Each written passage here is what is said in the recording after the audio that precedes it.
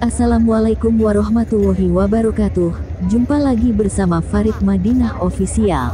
Kali ini akan mempersembahkan sebagai berikut. Kisah Rasulullah mulai dikandung Siti Aminah pada bulan Rajab.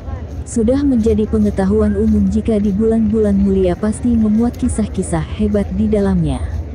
Begitu pula bulan Rajab. Para sejarawan muslim menyebutkan bahwa salah satu peristiwa besar yang terjadi pada bulan tersebut adalah awal mula nur nubuwah cahaya kenabian. Rasulullah Shallallahu Alaihi Wasallam diletakkan di rahim ibundanya, Siti Aminah.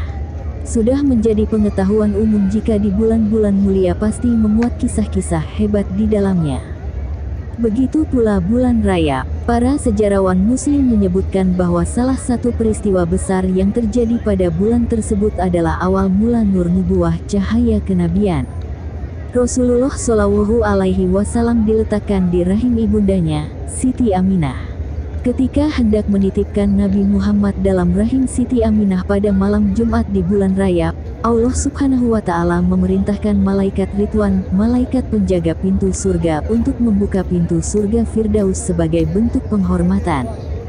Saat itu pula, terdengar seruan malaikat yang terdengar di langit dan bumi, "Perhatian, sesungguhnya cahaya suci yang sejatinya adalah Nabi Muhammad, pada malam ini sudah berada dalam rahim Aminah."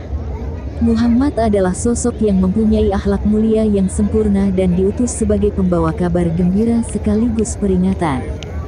Memang, para ulama sendiri berselisih pendapat terkait kapan janin Nabi Muhammad mulai dikandung oleh Aminah.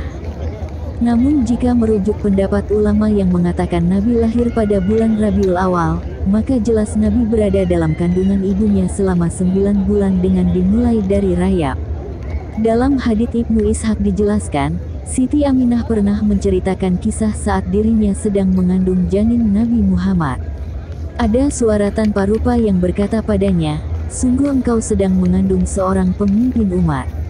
Lantas Aminah menimpali, "Aku tidak merasa bahwa diriku sedang hamil, juga tidak merasakan berat sebagaimana yang dirasakan oleh wanita hamil pada umumnya.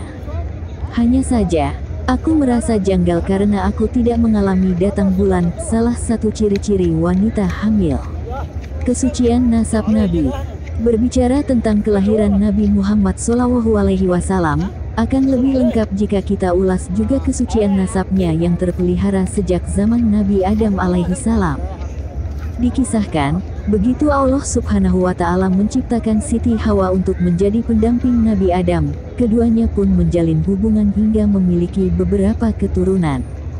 Berkaitan dengan Nur Muhammad, Nabi Adam sudah berwasiat kepada anaknya agar tidak sembarangan memberikan nur tersebut kecuali pada wanita suci.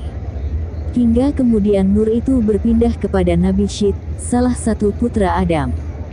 Syed pun berwasiat kepada putranya agar nur tidak diberikan kepada wanita sembarangan. Wasiat ini terus terjaga dari satu generasi ke generasi berikutnya, hingga nur tersebut sampai ke Abdul Muthalib dan turun ke anaknya, Abdullah. Selama itu pula, Allah Subhanahu wa Ta'ala menjaga nasab Nabi Muhammad agar tetap suci, sehingga tidak ada satupun nenek moyang Nabi yang melakukan hubungan di luar pernikahan yang sah. Banyak sekali hadis-hadis yang menegaskan terjaganya nasab Nabi Muhammad sejak Nabi Adam. Salah satunya adalah sabda Nabi berikut. Artinya, aku lahir dari nikah dan aku tidak dilahirkan dari luar nikah sejak dari Adam hingga sampai aku dilahirkan oleh kedua orang tuaku, dan aku tidak menyentuh dari pernikahan orang-orang jahiliyah pada apapun. Hari At-Tabrani, pernikahan Abdul Muthalib. Dalam banyak literatur dijelaskan, pernikahan kakek-kakek Nabi hingga ayahnya sudah mendapat petunjuk langsung dari Allah Subhanahu wa Ta'ala. Sebab, ada saja peristiwa-peristiwa aneh terjadi menjelang pernikahannya. Penulis akan jelaskan singkat kisah isyarat langit sebelum Abdul Muthalib kakek Nabi dan Abdullah ayah Nabi sebelum menikah. Dikisahkan, di suatu malam Abdul Muthalib tidur di kamarnya. Begitu bangun, ia kaget karena melihat wajahnya tampak lebih tampan dan berwibawa dari sebelumnya. Ia sampai bingung dan bertanya-tanya siapa yang melakukan ini. Akhirnya, ia dibawa ayahnya ke beberapa dukun Quraisy. Perlu diketahui, Sudah menjadi tradisi bangsa Arab jahiliyah ketika ada perkara ganjil, maka akan dikonsultasikan ke seorang dukun sebagai orang yang memiliki kemampuan khusus. Semua dukun yang didatangi itu berkata bahwa ini merupakan pertanda Abdul Muthalib sudah waktunya untuk dinikahkan. Akhirnya, ia pun menikah dengan seorang perempuan bernama Kilah dan memiliki putra bernama Harits. Tidak lama kemudian, istrinya meninggal dan menikah lagi dengan Hindum binti Amr. Menurut Al-Kastalani, peristiwa ganjil yang dialami Abdul Muthalib disebabkan karena Nur Muhammad masuk ke dalam diri Abdullah. Sejak saat itu badannya bau minyak misik. Bahkan ketika orang Quraisy sedang dilanda paceklik, mereka akan meminta bantuan Abdul Muthalib untuk memohon kepada Allah agar diturunkan hujan. Dengan keberkahan Nur Muhammad, hujan pun turun dengan begitu derasnya. Pernikahan Abdullah dengan Aminah dengan mengutip riwayat Ibnu Ishaq, Ibnu Katsir dalam Al-Bidayah wan Nihayah mengisahkan, sekali waktu Abdul Muthalib pergi bersama Abdullah untuk bertemu Wahab bin Abdul Manaf, ayah Siti Aminah.